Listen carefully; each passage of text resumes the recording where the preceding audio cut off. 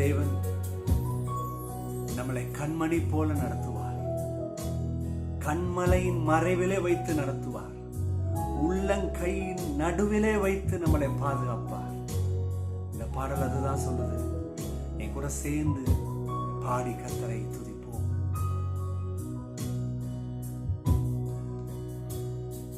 கண்மலையின் மறைவில் உள்ளங்கையின் நடுவில் கண்களின் கருவிழிகளை போ இம்மட்டும் காத்திரே. கண்களின் கருவிழிகளை போ இம்மட்டும் காத்திரே. கண்மலையின் மறைவில் உள்ளங்கையின் நடுவில் கண்களின் கருவிழிகளை போ இம்மட்டும் காத்திரே. கண்களின் கருவிழிகளை போ இம்மட்டும் காத்திரே. சகலத்தையும் செய்ய வல்லவர் அதினதின் காலத்திலே நேர்த்தியாய் செய்வார். இன்னைக்கு உங்க முன்னாடி பயமும் கலக்கமும் சண்டையும் இருக்கலாம். அதினதின் காலத்திலே செய்கிற தேவன் மறக்காதீங்க. உங்க ஆத்மா கிட்ட சொல்லுங்க, என் தேவன் செய்வார். சகலத்தையும் செய்ய வல்லவரே, நீ நினைத்தது தடைபடாது. சகலத்தையும் செய்ய வல்லவரே, நீ நினைத்தது தடைபடாது. ஆதினதின் காலத்தில் நேர்த்தியா செய்து முடிப்பவரே. ஆதினதின் காலத்தில் நேர்த்தியா செய்து முடிப்பவரே. கண்மலையின் மறைவில் உள்ளங்கையின் நடுவில் கண்களின் கருவிழிகளை போ இம்மட்டும் காத்திரே. கண்களின் கருவிழிகளை போ இம்மட்டும் காத்திரே. ஆமென். இம்மட்டும் காத்த தேவன் இனியும் நடத்துவார். நீங்க பயப்பட கலங்கட வேணாம். இந்த நல்ல தேவன் நம்மளை நேர்த்தியாய் நடத்துவார். ஆமென். இன்னைக்கு யார் யார் சோர்ந்து போய் பலவீனத்துல நீங்க தவிப்புல அங்கலாய்ப்புல இருக்கலாம். இருக்கிற இடத்துல தேவ சமுத்திரம் உங்களை அர்ப்பணிங்க. இயேசுவே, நான் உம்மை நம்புகிறேன். நீர் என்னுடைய கண்மலை, நீர் என்னுடைய நங்கூரம். நான் பயப்பட மாட்டேன். நான் நம்பும் கேடயம். ஓ, தேங்க்யூ ஜீசஸ். அப்பா, இன்றைக்கும் பிள்ளைகளுக்கு உமது வார்த்தையில உத்தரவாதத்தை கொடுங்க. தைரியப்படுத்துங்க, ஸ்திரப்படுத்துங்க, பலப்படுத்துங்க. ஓ, தேங்க்யூ ஜீசஸ்.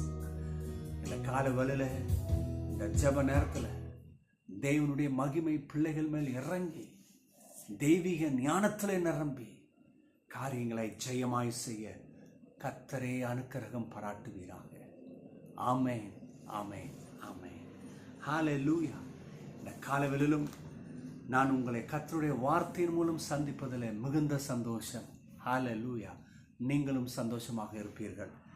இந்த நாள் ஆதாரமாக எரேமியா தீர்க்கதரிசன புஸ்தகம் 31 அத்தியாயம் 13 வசனத்தை நான் வாசிக்கிறேன்.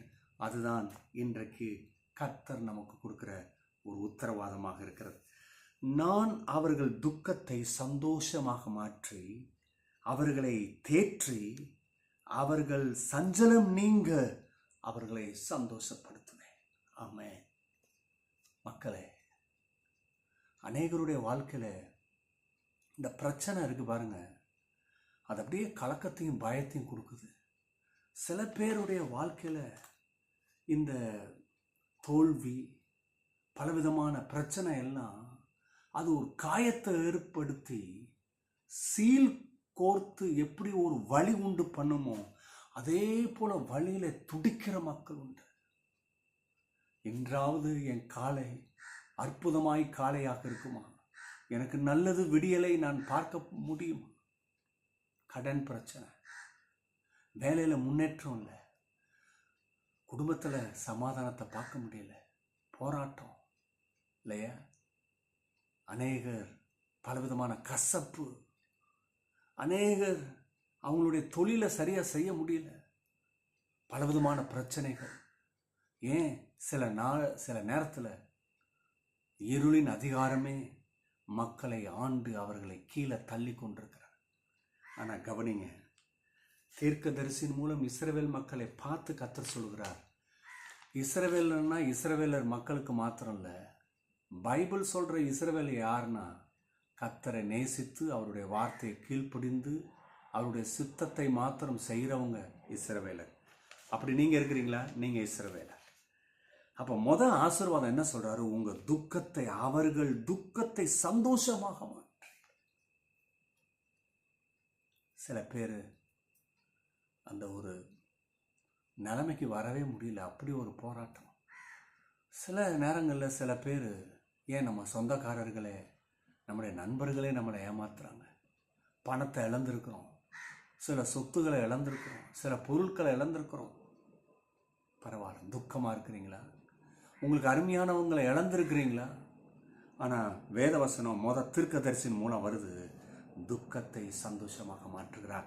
இன்றைக்கு நீ எந்த வழியில் இருக்கிறியோ, எது தாங்க முடியாமல் இருக்கிறியோ, அதில் கர்த்தர் உனக்கு சுகத்தை கொடுக்குறார். ஆமென். கவனிங்க, 2வது இந்த வசனத்தில் இருக்கிற ஆசீர்வாதம், அவர்களை தேற்றி. ஆமென். நம்மளை தேற்றுகிறார்.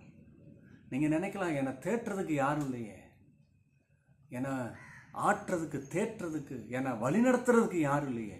கர்த்தர் இருக்கிறார் மக்களே, கர்த்தர் இருக்கிறார். பயப்படாதீங்க, கர்த்தர் உங்களை என்னை தேற்றுறாரு இல்லையா? சில வேளையில் இந்த பிரச்சனைன்னா வர்றது பார்த்துட்டு, ஐயோ நான் என்ன செய்ய போகிறேன், இன்னும் என்கிட்ட என்ன இருக்குது, இன்னும் என்னன்னா நடக்க போதும்னு நினைக்கிறீங்க பார்த்தீங்களா? ஏன்னா இந்த பிரச்சனை வரும்போது நீங்கள் அது உங்களை தாக்குதுன்றதை அறிஞ்சுக்கிட்டு நீங்கள் என்ன பண்ணுறீங்க, அதை ரொம்ப பர்சனலைஸ்டாக எடுக்கிறீங்க. இது எனக்கு வருது, ஏன் என் தலையெழுத்து இப்படி இருக்குது, ஏன் என் குடும்பத்தில் இந்த ஆசீர்வாதம் பார்க்க முடியல, ஏன் இப்படி சொல்கிறீங்களா? இதை நீங்கள் உங்களுக்கு வருதுன்னு பார்க்குறீங்க. இது என்ன அட்டாக் பண்ணுது, இது என்ன பாதிக்குது, என் குடும்பத்தை சிதைக்குது. ஆனால் இது எப்போ சிதைக்குதுன்னா, இந்த பிரச்சனையை பர்சனலாக பார்க்குறீங்க. நீங்கள் பர்சனலாக பார்க்கும் போது இது பிரச்சனை மாறாது, வெற்றியை பார்க்க முடியாது.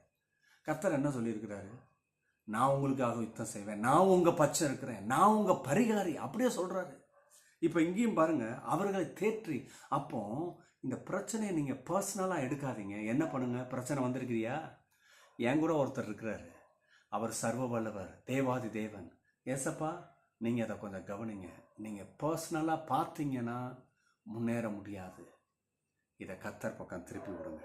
கர்த்தர் உங்களை தேற்றுகிறார். 3வது, அவர்கள் சஞ்சலம் நீங்க அவர்களை சந்தோஷப்படுத்துவேன். சில பேருக்கு எண்ணி பார்னிப்பட்ட பாக்கியங்கள், கர்த்தர் செய்த நன்மைகள் வியப்பை தரும்னு பாடுறோம். ஆனால் சில பேருடைய வாழ்க்கையில் எண்ணி பார்த்தா சஞ்சலம், வலிதான். அதனால தான் கர்த்தர் சொல்றாரு, அவர்கள் சஞ்சலம் நீங்க. உன் சஞ்சலம் ஒருவேளை நீ பிறந்த நாள் முதற் கொண்டு இருக்கலாம், பல நாட்கள் நீ சந்தோஷத்தை இழந்திருக்கலாம். ஆனால் கர்த்தர் சொல்றாரு, உன் சஞ்சலம் நீங்க, நான் உன்னை சந்தோஷப்படுத்துவேன். அப்படின்னா என்ன? ஒரு துளி கூட உன் வாழ்க்கையில் சஞ்சலம் இருக்க விட மாட்டேன். உன்னை அவமானப்படுத்தியிருக்கலாம், உன்னை தூக்கி வீசியிருக்கலாம், உன்னை கேவலப்படுத்தியிருக்கலாம், உன்னை தலகுனிய வச்சிருக்கலாம். ஆனால் அந்த சஞ்சலம் நீங்க. எத்தனை பேர் மத்தியில் உன்னை அவமானப்படுத்தினாங்களோ அந்த சஞ்சலம் உன்னை சுற்றி இருக்கலாம்.